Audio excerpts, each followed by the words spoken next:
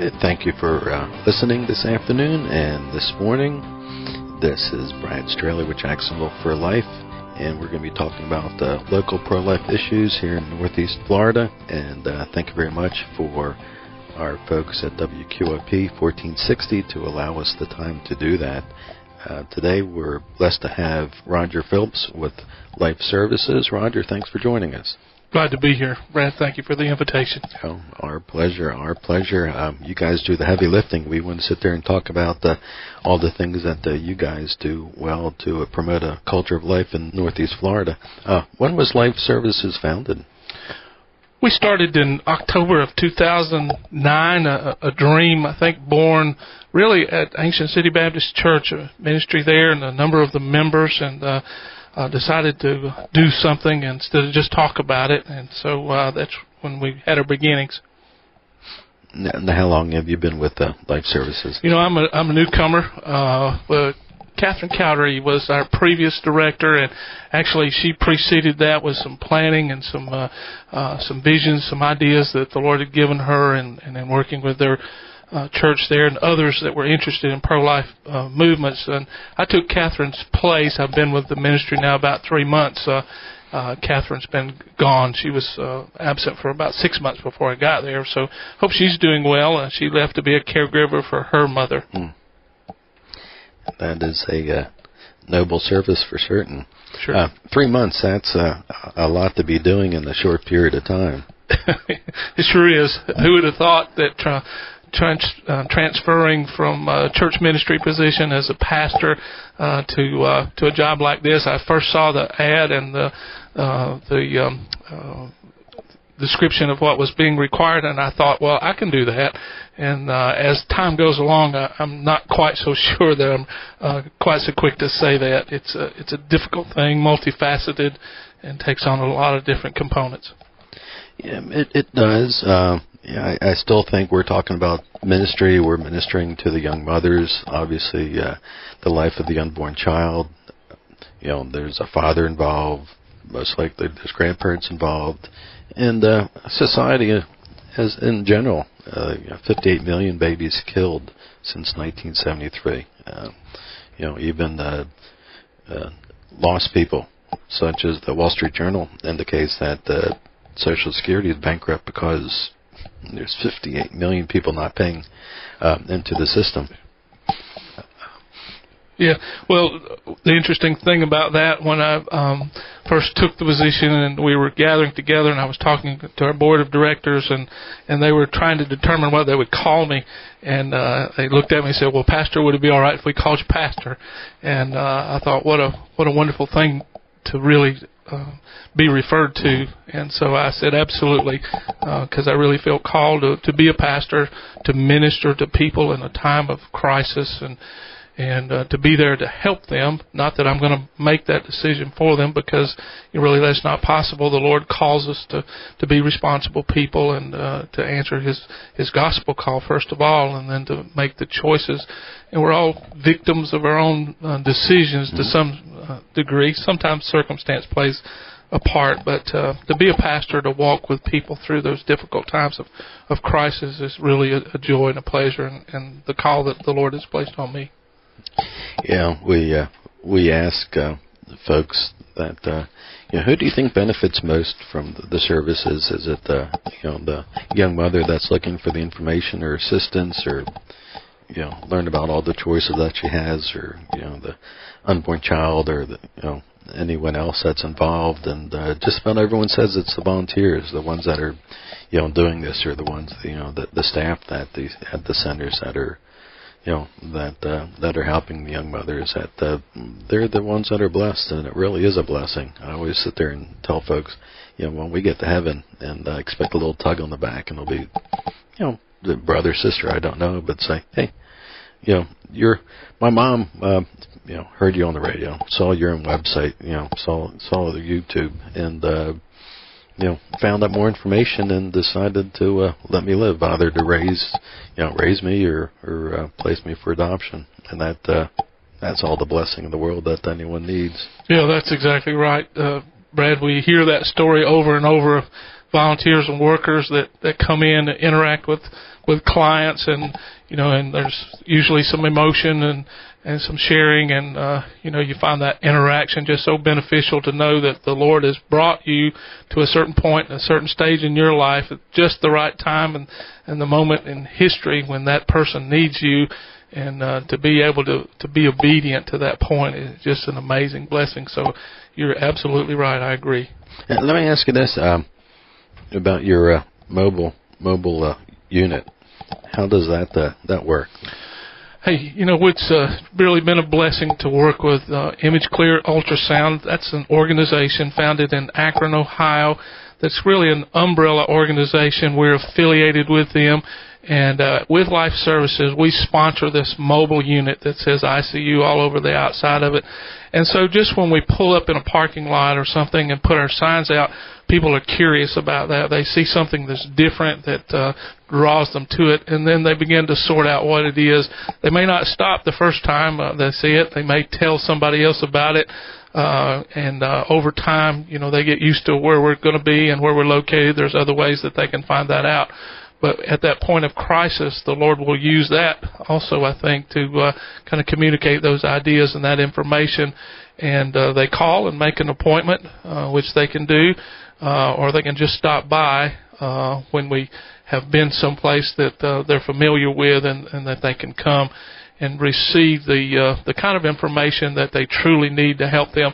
Most people don't necessarily come looking to terminate a pregnancy. They're looking for someone to support them in the decision that they know is right and that the Lord would have them to make.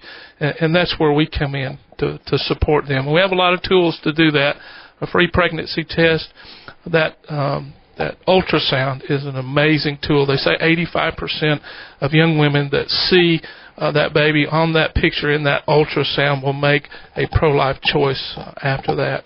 And just to have that privilege and to counsel with them, to be there at a point of decision that they're really wrestling with. And I think you and I both know that those are times that the Lord can use to kind of open us up to some spiritual concerns and some questions that are going on for us, and we're able to step through that door when it's open to present the gospel. We see people saved. We see people drawn back to the Lord, and we see that family unit becoming a stronger unit instead of a broken unit. Amen.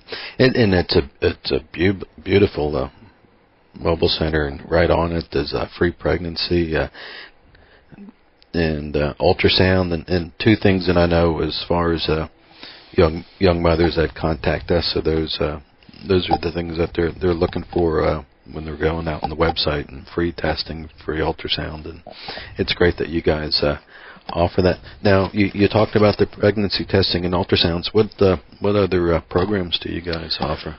Well, that idea of support, just to be there, to be a listening voice is another thing that we have the blessing of doing.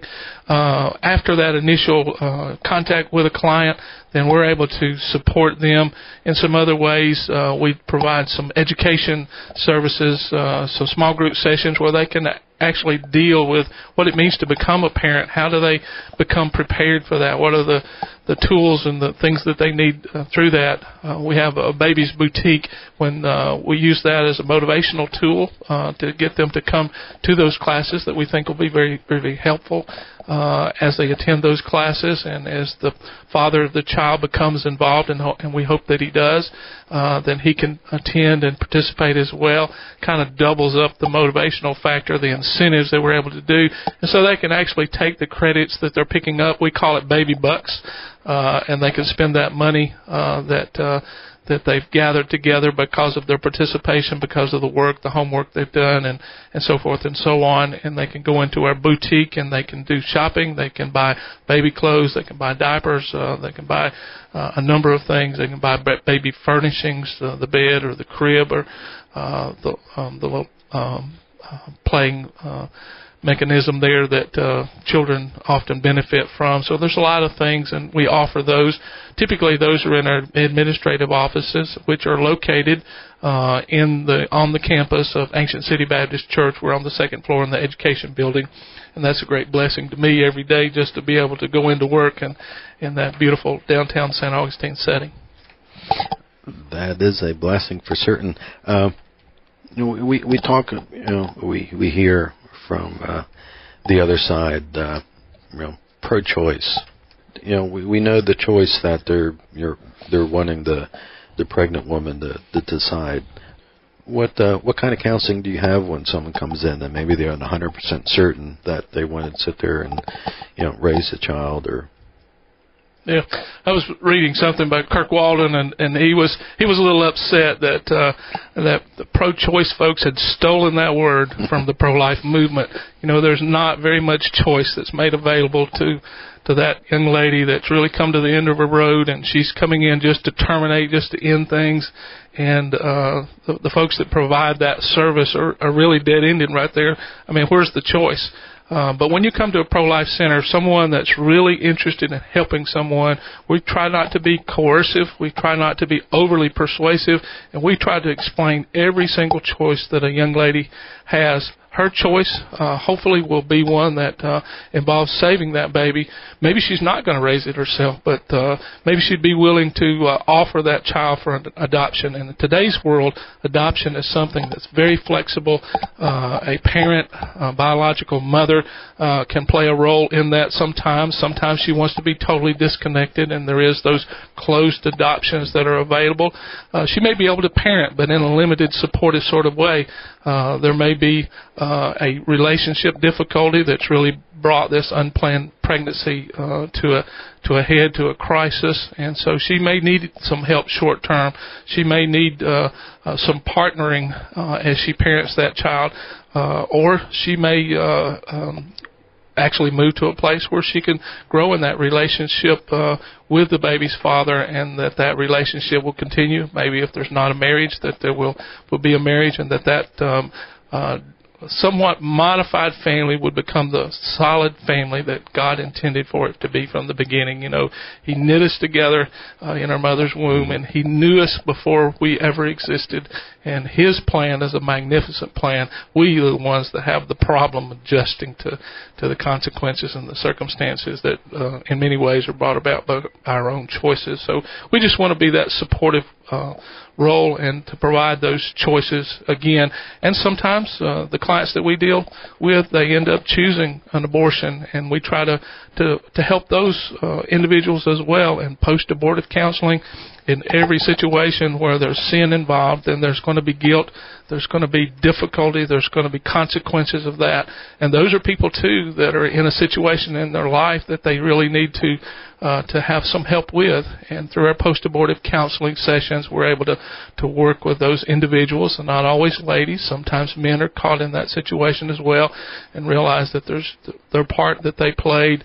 There's the guilt, there's the difficulty, there's the problems in working on through life, and those things stick around to haunt them. Why not deal with those? Let the Lord's forgiveness come into your life and receive that so that He can be the blessing that He really wants to be. Thank you, Roger. If you're just tuning in, you're listening to Pro-Life Radio with Brad Straley, Jacksonville for Life. And with us today we have Roger Phillips with Life Services. Roger, for those who are listening and if they have a question, is there a number or a way that they can reach you guys? Absolutely. There is a helpline that you can call, and that number is 904-599-6122. There's a trained person on the end of that line that will talk to you, that will help you deal with the problems that you're having, offer the services that we have available, and very hopefully we'll be able to plan a face-to-face meeting, and we can provide those services that we just talked about, that free pregnancy test, that free ultrasound, those other counseling services that are available. That help is also available at a 24-hour information line that's called Option Line, and that number is 800-712-HELP.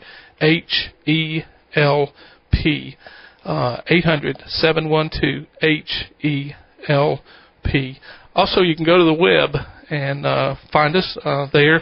Our website is www.mobilepregnancy-STRLC.com. Augustine.com, and you'll be able to find all of that information, read some questions that are commonly asked and the answers to those, and you can make that contact information there. So many opportunities to make a contact with us and to find someone that really is standing by to help. Thank you, Roger. You answered my next question about how much it costs for a pregnancy test and ultrasound, and you said it was free of charge for the... That's exactly right, Brad. It is free, but free to our clients. Let me just kind of play off of that just a little bit. Everything has a cost to it. There is no free lunch, as they say. And so when our clients call, they can do so completely expecting not to have to pay for that service, not to pay for that pregnancy test, not to pay for that ultrasound, not to pay for that counseling that is very valuable and is offered to them. But at the same time, we have to pay for that in some way. That mobile unit costs money. That ultrasound unit is very, very expensive, and we do have staff people that earn their living doing what we do, and so they have groceries to buy and bills to pay like you and I do, and so we do have that need for support, and so we do have some financial ways that people can become involved in life services. That's the way that a lot of people choose to become involved. They just want to be a supporter, and we're always welcome and open to those people that want to become involved in the ministry of life services in that way. So if someone wants to assist, let me backtrack a second. So you guys don't receive any federal grants or funds? No, we're completely privately supported. We have individuals that support us. We have businesses that are owned by Christian people that are interested in making a pro-life choice and supporting pro-life causes. And we're very grateful for all of those people that support us in that way. We have a number of churches that support us, and we receive donations and support in that way. But it seems like the need is always a little bit greater than what the resources tend to be, and so that's that constant effort that we're in. There is another number that you can reach us if you're interested in helping in that way. That number rings in the office, and that's 904-429-0159. That rings right in the office where I am, and I'll be glad to talk with you and to provide any other information. We also have a great need for volunteers. Without our volunteers, this ministry would not be able to exist. And so people that have a skill or a gift that God has given them that they want to implement to get involved in doing the work of ministry, they can do that through life services in a variety of different ways. We need drivers. We need people that are willing to run that baby boutique, to sort through that, to organize, to do clerical things in the office, and to help us with fundraising. We have a large banquet, and usually that's in the spring, and that'll be coming up in the spring of 2016. So we're looking forward to that. So a number of opportunities for people to get involved in the work of life services. That is great. Was told years ago by State Representative Don Brewer that not everyone can write a big check. And not everyone can volunteer time, but everyone can do one or the other. Yeah. You talked about the baby boutique. How was that stocked? Well, we have, again, those individuals that would like to do something. Many churches take that on as a ministry. They'll just have a baby shower, and people in the church will become involved, and they'll gather together for that time of fellowship, maybe find out a little bit more about life services, and then they'll bring some items just like they would to a family member or a friend that was having a baby shower, and these gifts are then funneled through the baby boutique and put on the shelf just as if they were offered for sale in a store, and they are for sale. They just have to earn that. We call the program Earn While You Learn, and we find it a kind of a dual way for people to really multiply what they're doing there, and so that is a way too. And then of course there's always the things that we need. Baby diapers are just an ever constant supply and a funnel, and so we're able to use those anytime that someone would like to donate those. Great. Now, if someone's listening and they want to find out where your mobile unit's going to be located. Calling the office is a great way to do that. Call that helpline. They can go to the website, and again, the website is www.mobilepregnancy-staugustine.com, and they can look there and find that information. The office number 904-429-0159, and we'll provide that information. The client number is 904-599-6122. We try to keep that all over the outside of the unit, so if you see the unit, pull up close enough to read that, you can get that number. You can just do a Google search, and I'm told that we come up pretty near the top when it comes to pregnancy resource centers in the St. Augustine area, so you can probably get it on the internet too. Great. And we'll add it to our website, jacksonvilleforlife.org, as well. Something we were speaking of before the show was the local churches, and you said that some are assisting. How can we get more churches involved and supportive in the pro-life movement, specifically with the life services? Well, that's a tough one. I think in some way we've just got to get this information across to our pastors that this is a critical need. We see the abortion rate that is very much the same in the world as it is in the pew. And we've just got to come to grips with that in some way. So just talking about it, bringing it about. Would you be an advocate? Would you talk to your pastor about the need to get involved in pro-life and helping people in this time of difficulty and the time of ministry? We're seeing people won to Jesus, and isn't that what the church is all about? And so as Christians today, we want to see people helped in the most meaningful way possible. During this time of crisis, then they can have that greater need taken care of. And so a number of different ways, but just individuals being an advocate for the cause, I think, may very well be the answer to that. In speaking as a layperson, regardless if you're a member of a mega church or a small church, it may be intimidating to speak to a man of cloth and know what to say and how to say it. Sit there and say, I like to see our church be more active or help life services or start a pro-life ministry in the church. Is there anything that, being a pastor, that you would find receptive compared to, offensive or turnoff? Well, how could we be turned off on saving babies? And so maybe that would be the avenue to approach the pastor on. What can we do to bring this abortion rate down? We have set as a goal for our ministry to bring the abortion rate to 0, which is the only acceptable level that we know of. And so in order for that to happen, we're going to have to see that happen by degrees and one step at a time. And so just taking that proactive stance and going and talking to the pastor, being that advocate, bringing this to the attention, having that small group. Maybe it's that baby shower with a ministry group or something like that. So I don't suppose that there's anybody's written that book yet, but a number of different options there. And of course, if you'll call us in the office, we'll try to help you along with that. 904-429-0159 will get me, and maybe I can make that personal contact, or a staff member can make that contact, and that might be the thing that really does the trick. Good. That's what we need.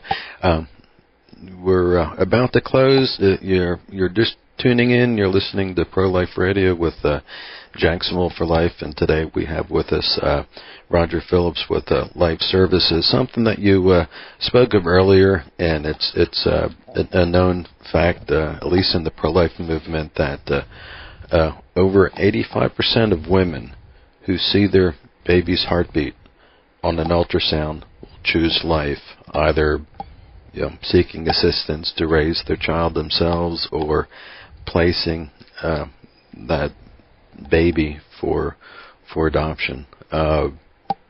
If anyone that is on the fence or hasn't decided to assist in any way, either voluntary or monetarily, there's not much else in this world that 85% success rate as an ultrasound. Well, that's right, and we can provide that service. It comes at no cost to the client. They just need to make the contact and make themselves available for the service, and we're glad to do that. Florida's blessed in many ways with the new law that's taken place, where there's a 24-hour waiting period before someone can receive that abortion. Kind of gives them that chance to get these options that we've been talking about here, to find out there really is a choice. And there are people who care, who want to support people in this way. And that 85% track record, how much better can we get than that? So we certainly want to steer as many as possible down that road, so that we can talk with them, that we can pray with them, that we can help them through that difficult time in their life. That's right. And if you're a follower of Christ and you want those young women to be able to have an option to see their baby through an ultrasound, there isn't a better way than making a tax-deductible donation to Life Services. And again, Roger would be more than happy to assist with you with that. With the minutes that we have left, Roger, is there something that I had missed, or you like to? Well, I certainly wouldn't want to miss the opportunity to thank all of those volunteers that are working with Life Services, to thank our existing supporters. We have a need for support, and that's an ongoing need. So I don't want to discount what those that are helping us and have been helping us in the past. There is a great need. If we're going to make a dent in that abortion rate, and it is large, we saw I think about 86,000 abortions in the state of Florida just last year, and that's a huge number. That's 86,000 too many. And the only way that we're going to do that is to kind of build a wall. And we build that wall one brick at a time, a few dollars at a time, a few called people that are willing to donate an hour, some of their time, to be a part of the battle that's going on there. And I'm afraid to some extent we might say that Satan might look like he's winning. We know as Christians that we're going to win the battle eventually. We just pray that we're able to save some babies along the way. Great. Well, Roger, we thank you for being on today. Thank you for everything you do for the unborn and young mothers in Northeast Florida. And for those who are listening, until next time, do something. Save babies in Jacksonville.